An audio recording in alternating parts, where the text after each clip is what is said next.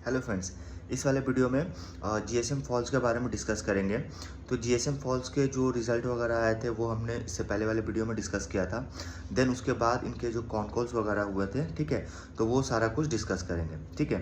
तो GSM false में क्या है कि जीएसएम फॉल्स देखोगे तो ये सिंपल सा अगर आप बिजनेस समझो तो जो ये कंपनी एक्चुअली ये फार्मास्यूटिकल्स इंडस्ट्री में कंपनी काम करती है, ठीक है। और उसके साथ साथ ये जो इनके अगर आप इनका बिजनेस समझो तो जो इनके जो मेडिसिन जो टैबलेट्स वगैरह होते हैं, तो टैबलेट्स के जो कवरिंग होते हैं ना, कवरिंग, वो कवरिंग ये कंपनी मैन्युफैक्चरिंग करती है। जो ब्लिस्टर फॉल्स हो गया और एल्यूमिनियम फॉल्स होता है, ठीक है। तो दो तरह के फॉल्स होते हैं, एक ब्लिस्टर होता है, दूसरा एल्यूमिनियम होता है। तो वो दोनों फॉल्स जो होते हैं, फॉल्स, वो आपको ये कंपनी मैन्युफैक्चरिंग करती है, ठीक है। तो ये फॉल्स जो कवरिंग होती है मेडिसिन के टैबलेट्स वगैरह की, तो वो जो जम्स वगैरह हो गया, लाइट वगैरह से बचाने के लिए जो है वो जो है उसको कवरिंग किया जाता है, ठीक है। तो ये कवरिंग जो है कंपनी ये मैन्युफैक्चरिंग करती है। ये कंपनी बहुत ही छोटी नैनो कैप कंपनी है, ठीक है, लेकिन इनका बिजनेस मॉडल बहुत अच्छा है। और इसके साथ साथ इनके जो क्वार्टर 4 के अगर आप अपडेट देखोगे तो इनका रिजल्ट काफ़ी अच्छा रिजल्ट आया था, जो हमने पहले डिस्कस किया था। फिर भी मैं आपको बता दूं कि इनका जो रिजल्ट था 79% से इनका सेल्स ग्रो किया था, 79% से। और इनका एबिटा जो है वो 62.5% से ग्रो किया था। एंड इनके जो प्रॉफिट मार्जिन ग्रॉस प्रॉफिट थे वो 47% से ग्रो किया था। एंड इनके पैट जो है वो 83% से ग्रो किया था। बट इनके अगर आप देखोगे ओवरऑल, तो एक्चुअली क्या हुआ कि इनके मार्जिन वगैरह जो है वो थोड़ा डाउन हुए थे। देन ग्रॉस प्रॉफिट मार्जिन जो है वो थोड़ा डाउन हुआ था, क्योंकि अगर आप देखो तो मंथ के एक्चुअली मंथ मार्च के जो मंथ है, उस मंथ में देखो तो एक्चुअली उससे पहले से देखो तो ये तीनों देश में जो है वो वॉर वगैरह स्टार्ट हो गया था। जैसे वो ईरान, इजराइल एंड यूएस में जो वॉर वगैरह जो स्टार्ट हुआ था, उस वॉर से जो है काफ़ी ज़्यादा इम्पैक्ट पड़ा है। क्योंकि अगर आप देखो तो उस वॉर से देखोगे तो बहुत सारे मतलब बहुत सारे रॉ मटेरियल जो थे, रॉ मटेरियल के जो प्राइसेस थे वो इंक्रीज़ हो गए। क्योंकि एक्चुअली अगर आप देखो तो जो एल्युमिनियम होता है, एल्युमिनियम, ठीक है, तो एल्युमिनियम का यूज़ जो है इस मतलब ये जो जैसे एल्युमिनियम का जो यूज़ है वो सबसे ज़्यादा यूज़ अपने फार्मा इंडस्ट्री में होता है, ठीक है। तो उस हिसाब से देखो तो एल्युमिनियम का जो प्राइस है उसका प्राइस जो है वो हाइक हो गया।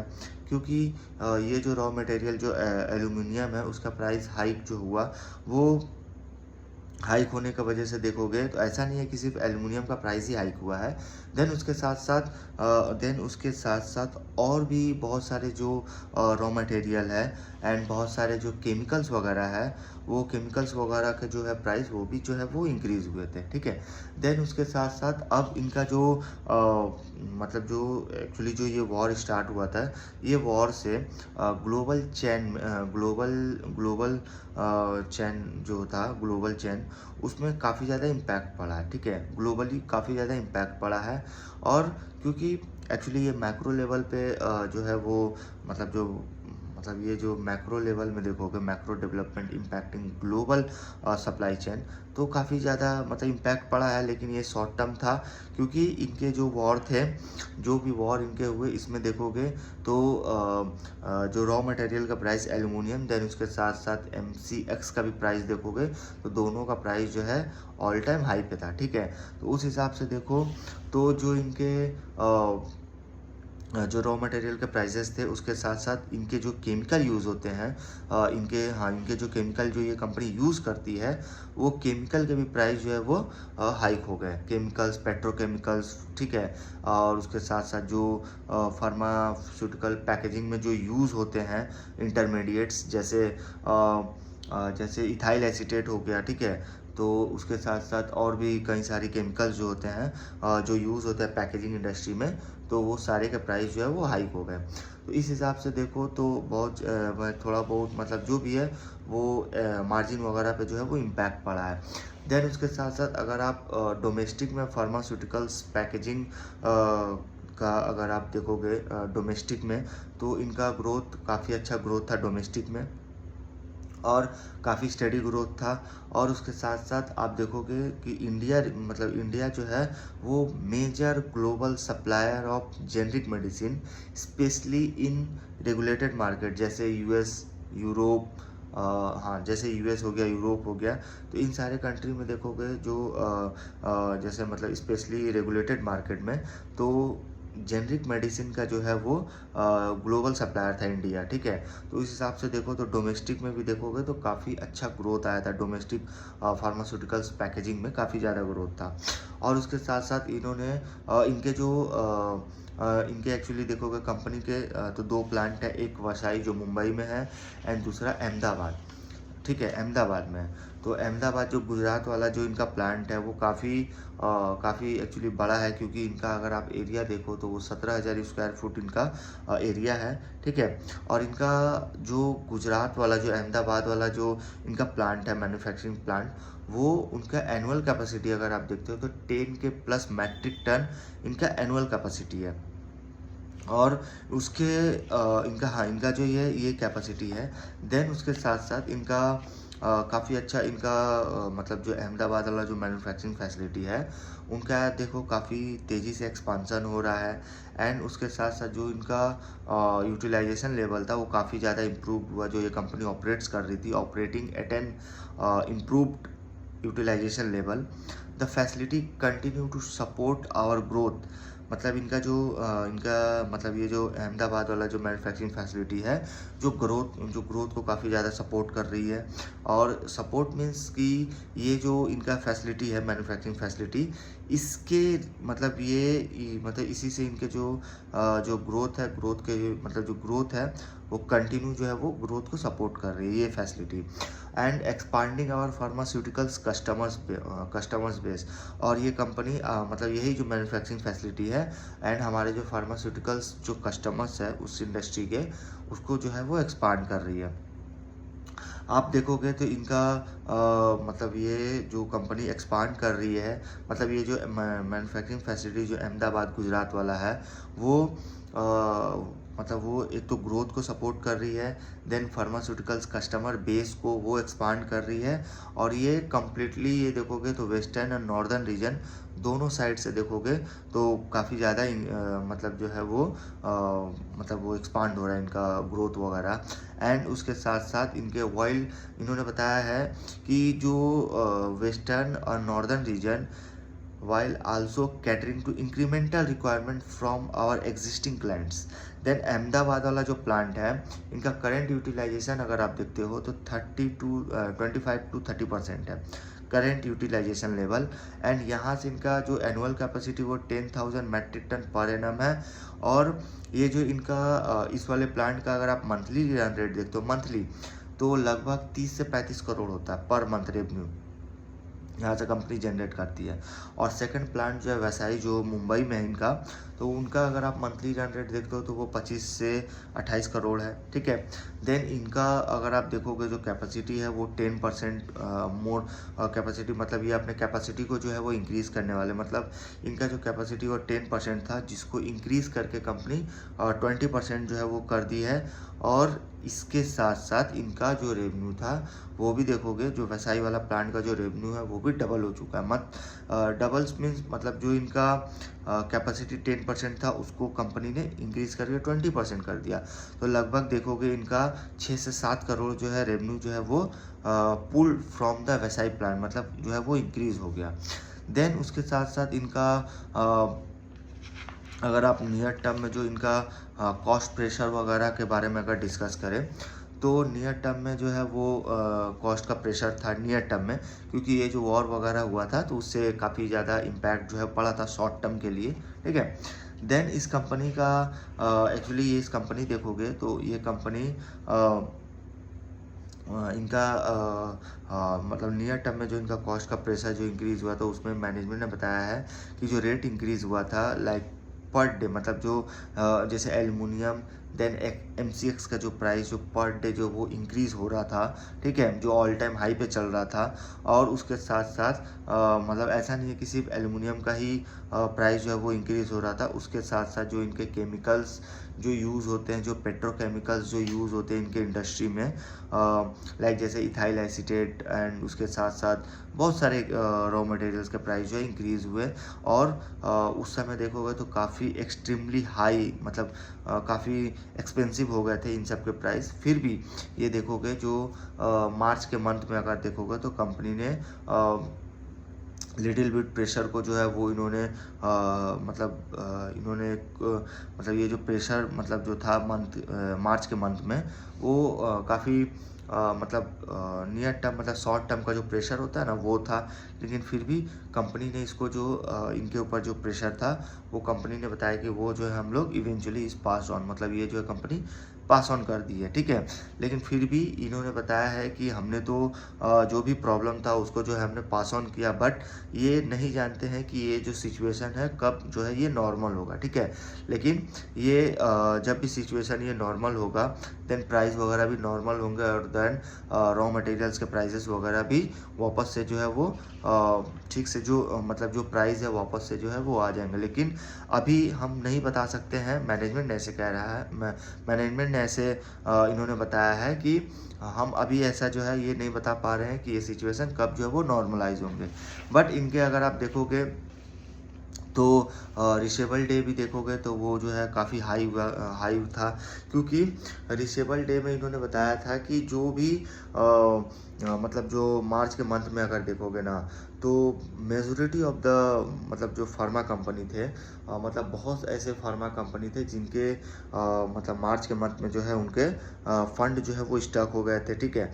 तो बहुत सारे फंड स्टक होने की वजह से जो इनके जो कंपनी जो एक्सपोर्ट करती है, तो वो एक्सपोर्ट जो कंपनी करती है तो अपने रिलेशन एंड एक समय से अगर बताया तो वो अपने रिलेशन को मेंटेन करने के लिए जो है मतलब इन्होंने बताया है कि जो इनका रिसेबल डे जो हाई हुआ उसमें क्या हुआ था कि मार्च के मंथ में majority of the pharma company का जो पैसा है वो ब्लॉक हो गया था, ठीक है।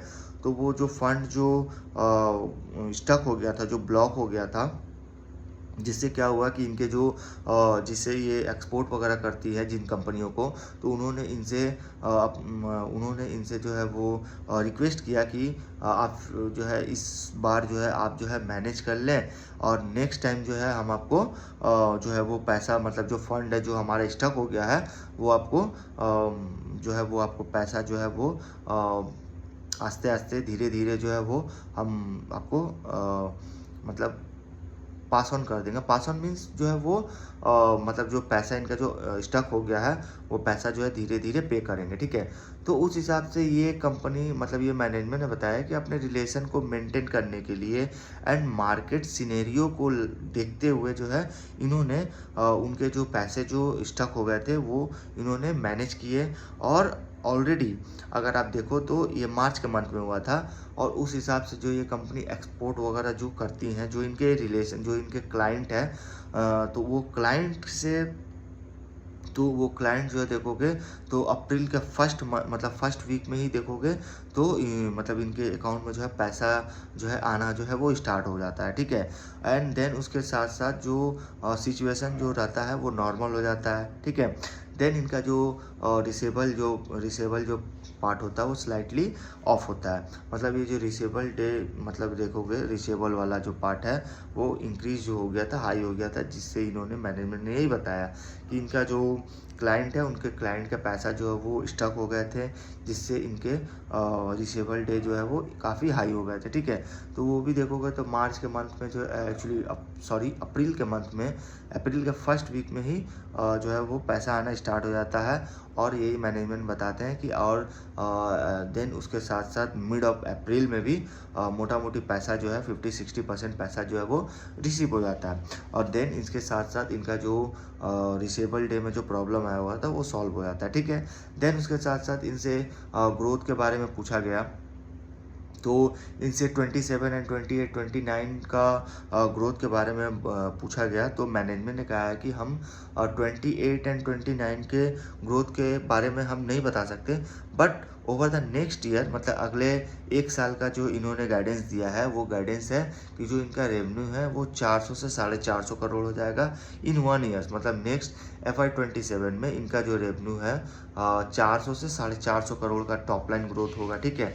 तो काफ़ी अच्छा ग्रोथ है।